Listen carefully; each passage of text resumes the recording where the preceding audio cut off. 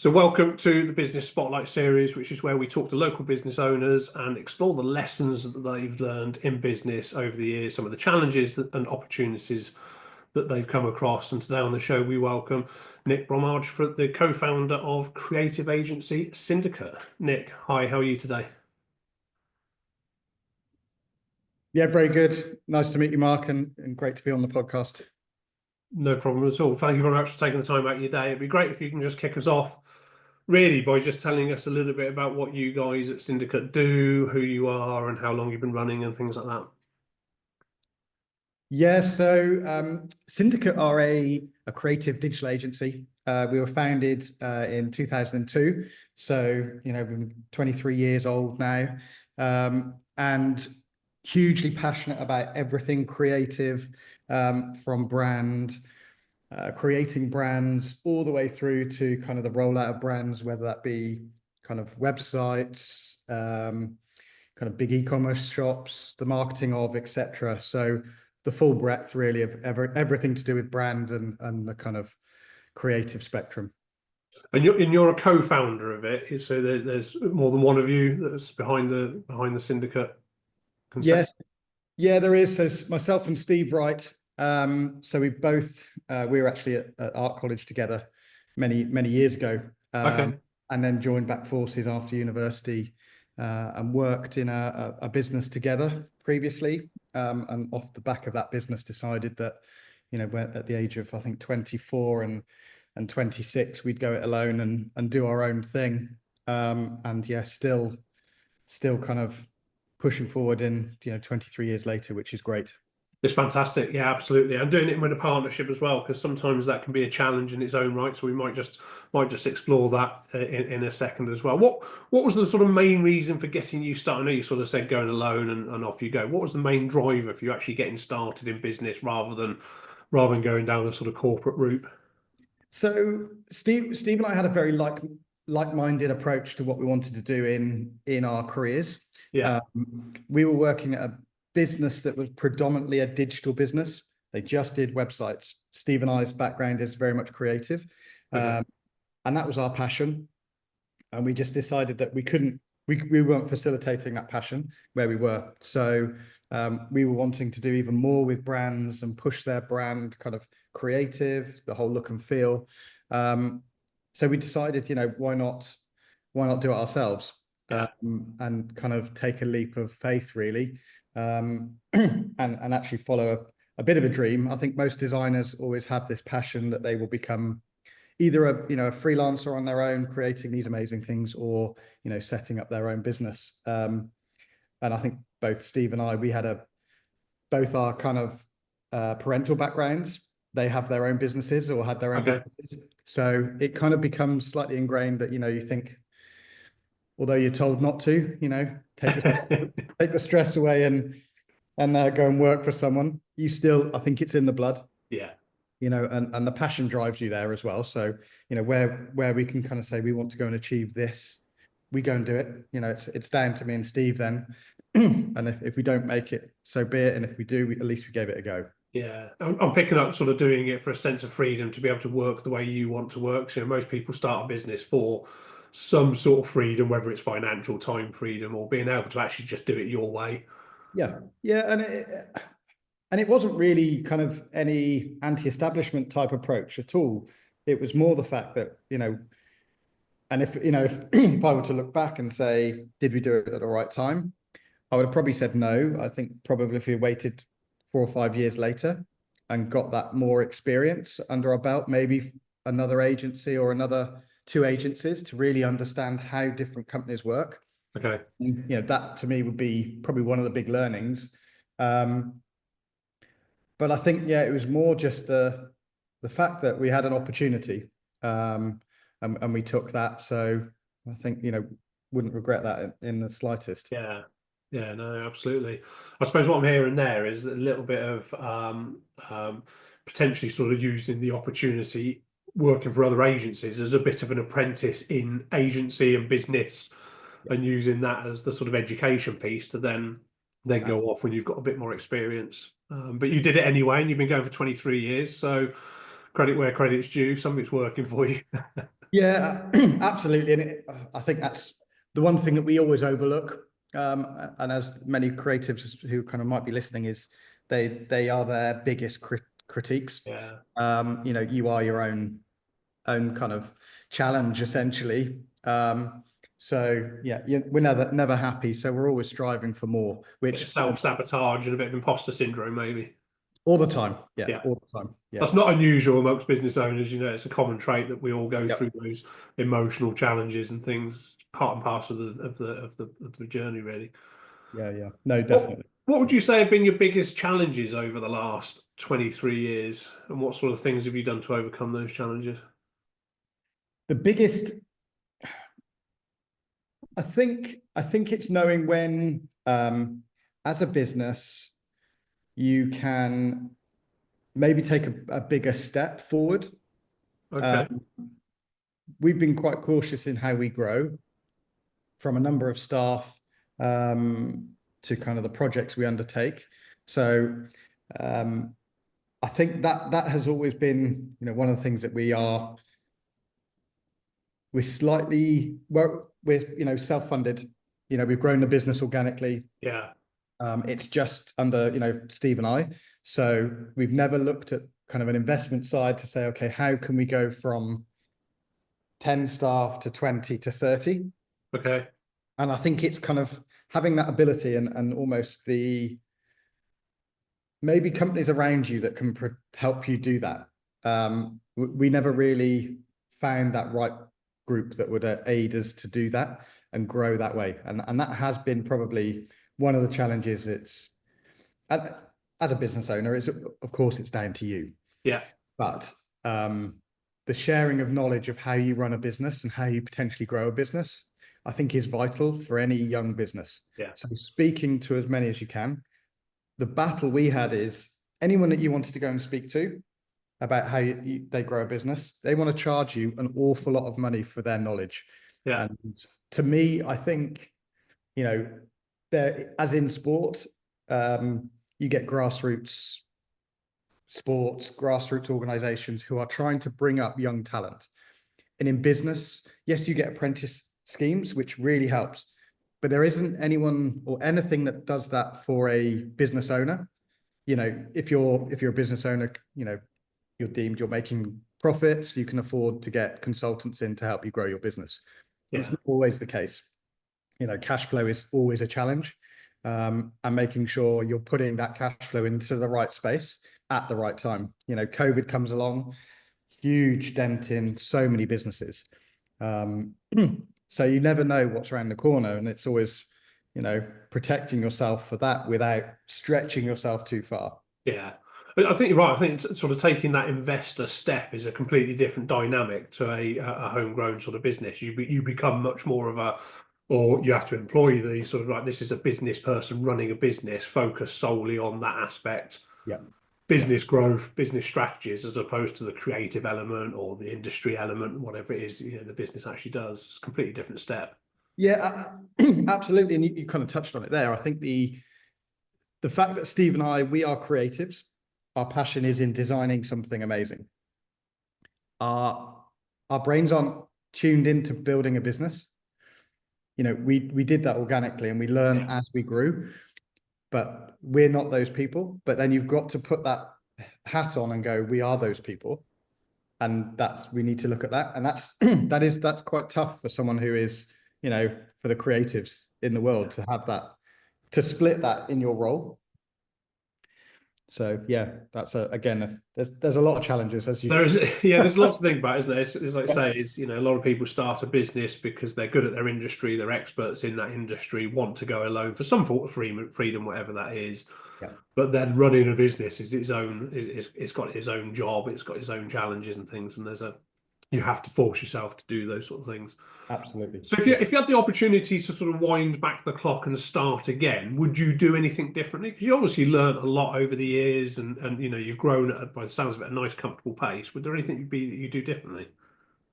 I think they're making decisions quicker. Okay. I think that was, that's one thing that we you kind of need to do. There is, the phrase, I'm not sure about the phrase myself, but kind of when you hire carefully. And when someone isn't working, you kind of make sure you can kind of lose them from the business in a quicker time, or nurture people, differently, or whatever that looks like. But I think understanding early on what our skills are as individuals, Okay. where there's a skill gap or where there's something we need, like someone who runs the business or who is better at running a business or understanding a business process, bring those in to help you do that side of it. Don't try and do it yourself. That's a really good learning, that is, because we've all got skills and areas of opportunity or weaknesses, if you want to call them, and it's understanding your skills, play to your strengths. Yeah. And then the recruitment process is very much recruiting for the needs of the business to grow, rather than I want to recruit somebody I like or is like-minded or similar. Yeah, exactly. And I think when you've got the core skills in the people that are here, utilize those and pull in where there's a skill gap. Yeah. That identifying where that is a challenge is identifying where that skill gap is in a business. And at what point you grow. As you grow, you need this other type of person in to help you grow again. Yeah. At what point do you need someone who deals with HR? And that is, what point do you need someone embedded who does finance?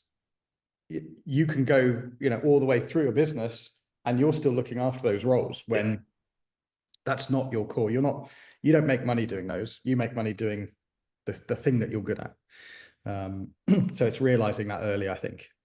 And sometimes it's difficult to let go, isn't it? Because as a business startup, as an entrepreneur, you kind of it's like, I want to keep control of everything, and sometimes it's actually getting out of our own way to say, let somebody else do it because they're better at it than me. Absolutely, and that's there is that thing that if you're the designer and you're the best designer, design. Yeah.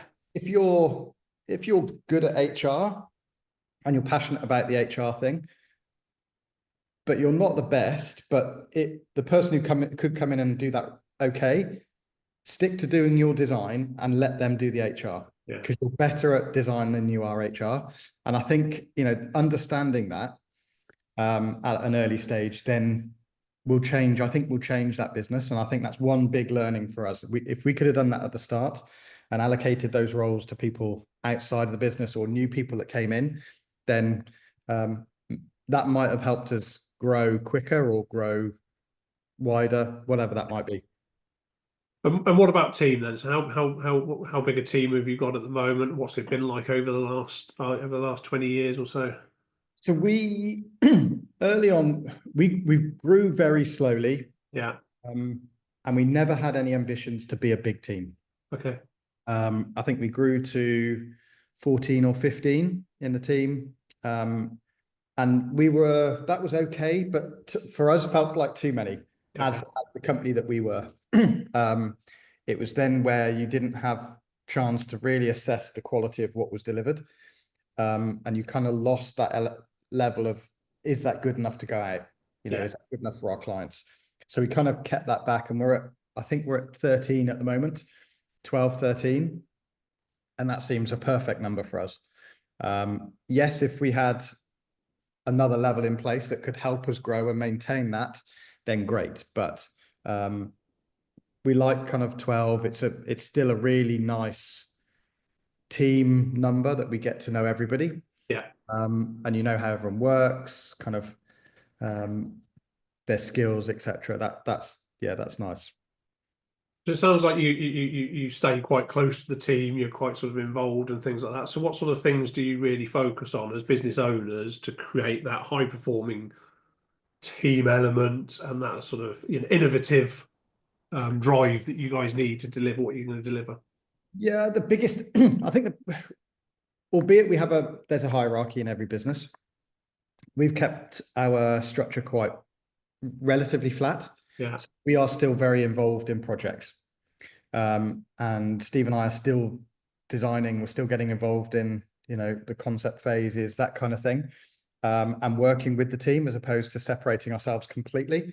That said, the whole kind of remote working COVID impact, especially in the creative industry, I feel has dented it quite dramatically. Okay. And actually, as good as remote working is, and we saw the benefits of that during COVID and probably 2 years after that, where it came to innovation and the ability to think about new ideas, you need to be in the same room. There's an energy, isn't there? There's kind of like There is. bouncing ideas off, and yeah, you can't do that on a telephone call or a Zoom call quite as easily. Yeah, and the attention span as well. I think, the ability to, I'm, obviously we're sat here in front of each other talking, Yeah, but you don't know what else is going on here and here distractions. Yeah, that could be distracting me, and then, but when you're in a room, in a meeting, you're in that zone, you're in that space, and you can really kind of immerse yourself in the idea. yeah.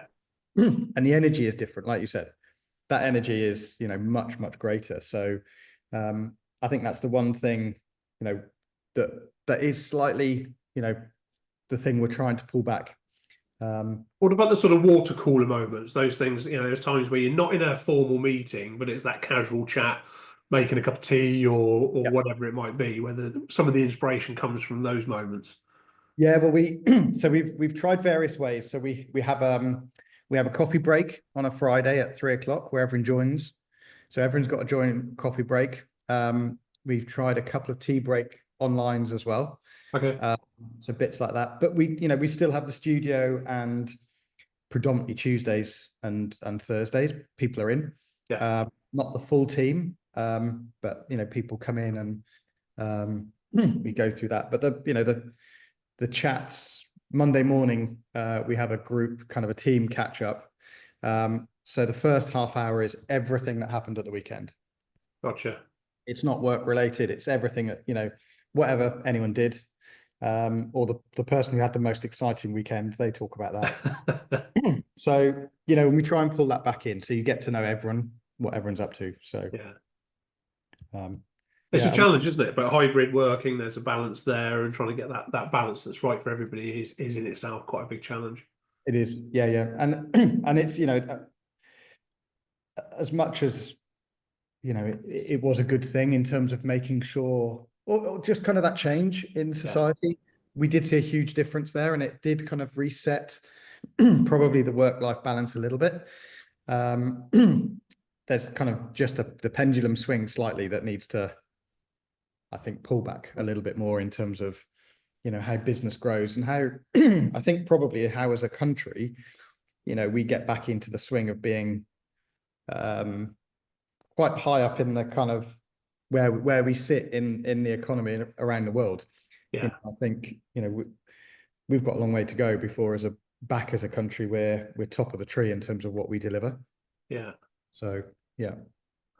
It's an interesting one because your marketplace, your customers are always changing, but so are the team's needs and things like that. So it's one of those things you can't tick it off the box, can you? You can't say, right, I've sorted that. No. Now focus on someone else. It's constantly listening to your team members, understanding what their needs are, like you do your customers.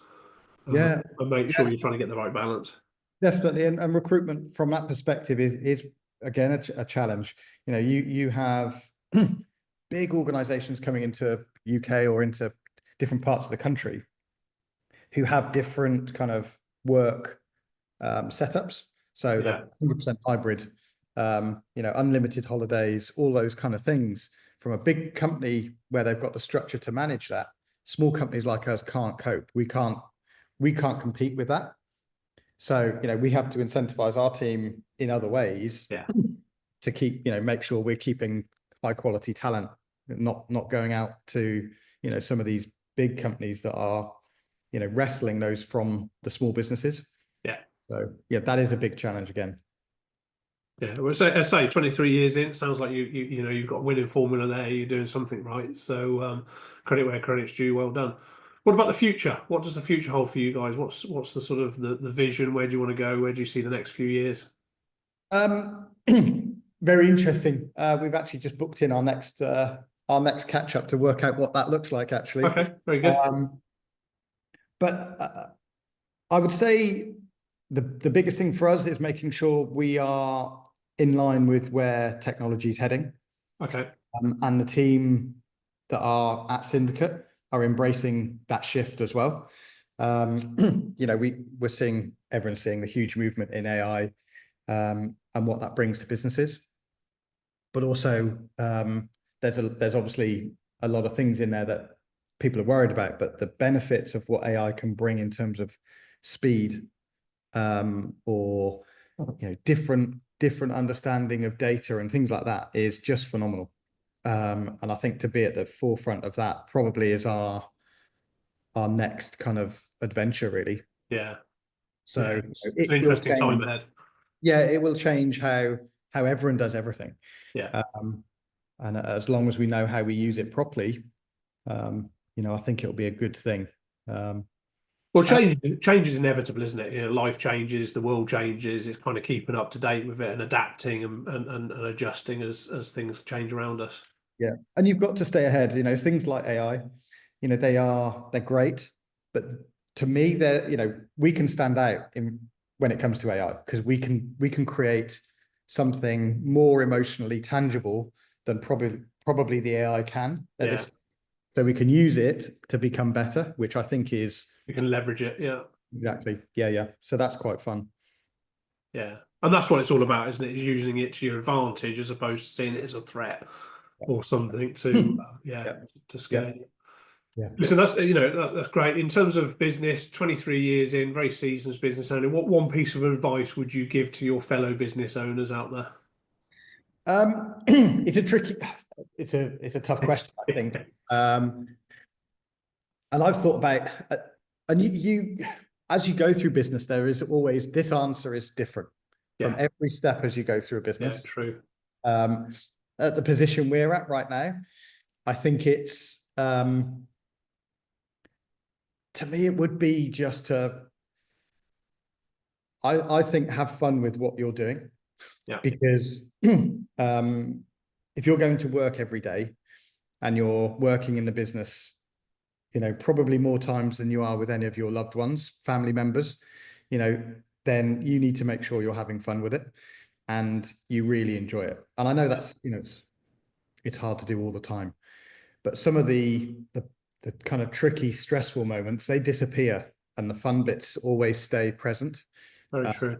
And I think if you can do that, and I've probably, as we all will, learn the hard way. And you kind of, the first time we lose a member of staff was the worst thing in the world, and after you lose 10 or 15 over the 23 years, you get hardened to it and you think it didn't impact, and actually better staff come along and different things come along. All those, I think making sure you relish every moment is a big, the big thing. Yeah, it can be tough, but like you say, every cloud has a silver lining sometimes. I think one of the things that's come from the conversation we've just had, from your perspective, for me, is awareness. You're very aware around, strengths, weaknesses, the importance of team members, the importance of structure, staying ahead of the curve, and all that sort of stuff. So being aware, of what's needed and what to focus on. Yeah, no, I think so, and I think, dare I say it, and that's probably from mine and Steve's backgrounds as well, is we didn't go into business because of business. Work is a way of life. Yeah. Work was always a way of life when I grew up. So working is just a way of life. It's not 9 to 5. And I know other people see that differently. Big businesses grow up to 300 staff and they make loads of money. That's not the mindset that we had. Yeah. It was just to have a quality of life and enjoy what we did. And I think, we are still doing that. We have to give ourselves a bit of a kick now and then, but sometimes you have to remind yourself of the success, remind yourself of the wins. Yeah, exactly. But that's the difference. I always find it odd when and with HR rules and things like that, you do things differently in a business than you do in real life. Yeah. But they're the same thing. Yeah. It is real life. And every day, all our team members there, they end up hopefully being friends as well as colleagues. And that's nice to say. Everyone that we try and employ, we're like-minded. We've got similar interests. even music tastes. We always do a weekend away with the team, and that's a challenge sometimes when you put a different set of music on. But it's nice when that happens. It's yeah. There's a synergy at Syndicate. There you go. Hopefully, There yes. you go. Yeah. Listen, Nick, thank you ever so much for your time. Before we wrap up, can you just let our listeners know where they can go to find out a bit more about yourself, the team, and what Syndicate are up to? Yeah, definitely. So yeah, finding out more about the work we've created and the team, if you go to syndicate.com, and that's syndicut.com. Fabulous. Nick, thank you very much. Thanks, David.